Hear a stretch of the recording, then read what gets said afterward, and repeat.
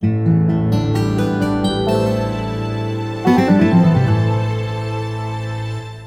stories are old as time, and some stories are timeless. Villains, heroes, history shapers, world changers, and ordinary people facing extraordinary circumstances. Hear their stories and learn about life, hope, courage, strength, wits, what to do, and maybe even what not to do. Everyone has a story. This is episode number 25, The Real Robinson Crusoe.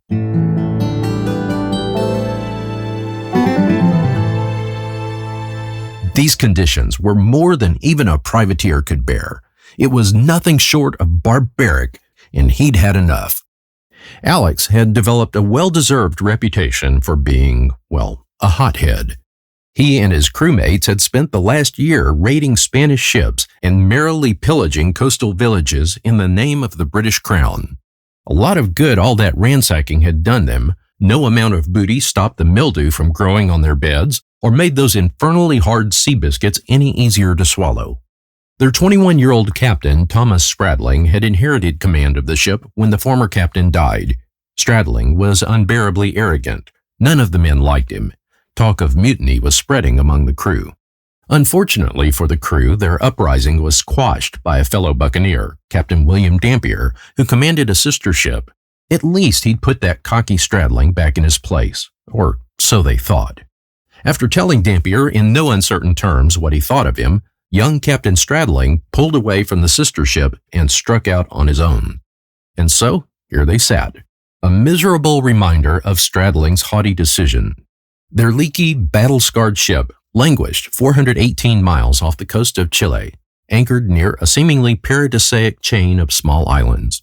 Well, anything seemed like paradise next to this filthy, rotting boat. More of her men had died of disease than in battle.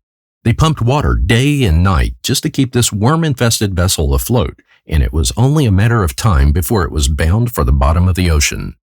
"This vessel is nothing more than a death trap that will see us all to our graves," Alex argued with the captain. The problem with complaining about a ship out on the ocean is that you run the risk of making the captain angry, and that's exactly what Alex did. Then he went a step further. Matching Stradling's arrogance, Alex declared that he would rather be left on one of the islands than remain one more moment on his ship. In fact, he insisted that he be left on the largest island in the archipelago. A smile, or rather a sneering grin, spread over the tyrannical captain's face. Instead of disposing of Alex in an old-fashioned way, maybe like making him walk the plank, the captain was all too happy to oblige. It was October of 1704 when Alex made his life-altering, mutinous decision. Taking some essentials with him, bedding, his musket, navigation tools, a pot, food, rum, tobacco, and, of course, his Bible, Alex left the ship and waded into the bay. Alex thought he had the support of his mates and expected they would stage a mutiny by deserting with him. It didn't go down like that. As Alex got closer to shore, a sinking dread began to wash over his soul. He slowly realized that none of the other men had followed. It was a solo mutiny, and he was being left on the island alone. The island no longer appeared to be a paradise. Desperate, panicked, and overwhelmed with regret, he turned around and begged Stradling to let him back on the ship.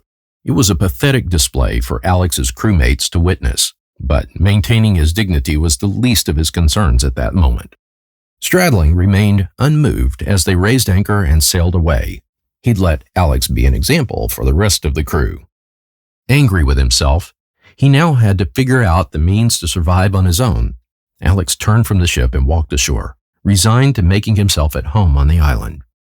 A few days on a tropical island won't be so bad, he thought.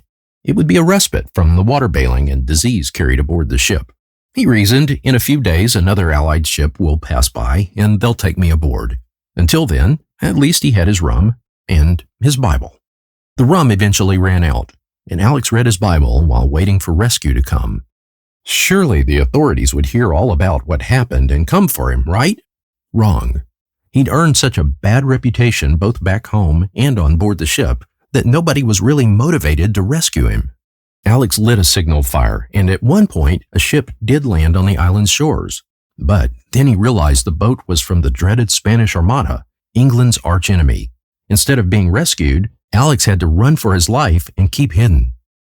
Those few days turned into more than 4 long years, yes, years, in exile. Alex lived off the land and sea, confronted by the truths he'd learned about himself, while trying to survive with feral cats as his only companions. Finally, after 4 years and 4 months, he couldn't believe his eyes. A British ship had seen his signal fire. The majestic sails of the Duke fluttered in the bay as the captain and several men rowed ashore. What they found was a wild-looking man wearing goat skins. Ironically, by now, Alex was no wild man. Indeed, on the other side of this ordeal, the formerly impetuous sailor was more genteel than he'd ever been. With halting speech, he offered the men some goat stew. It had been a very long time since he'd spoken aloud to another human. Another surprise greeted him when William Dampier stepped onto the island. Yes, the former pilot of the sister ship the chesty Captain Stradling had abandoned. Recognizing the castaway, Dampier revealed what Alex anticipated would happen. It turns out being marooned saved his life. Shortly after Alex was left stranded, the ship had sunk off the coast of Peru. The entire crew perished except Stradling and a dozen men, all of whom were incarcerated in Spanish prisons. Alex returned to privateering and would complete circumnavigating the globe before setting foot again on the English coast after 8 years of being away. Surprised family and acquaintances had long given him up for dead. His story of survival spread and was eventually picked up by Daniel Defoe. Alex's misadventure provided inspiration for Defoe to write a fictional story based on his experience. The hero of this story was not named Alexander Selkirk, but was called by another name familiar to centuries of readers, Robinson Crusoe. That's his story. Strangely enough, it's a true story. I like this story, and I hope you did too. If so, I'd bet the people in your life will enjoy it as well. Share this story with your friends and family, especially the kids, then talk about the incredible things you've heard. I can hardly wait for the next episode. If you can't either, add it to your favorites and you'll never miss a thing. You'll be able to hear the latest story as soon as it comes out. I'm Rodney Powell, and you're listening to the Everyone Has a Story podcast, a production of realmedia.us. There's plenty of stories to tell, because everyone has a story.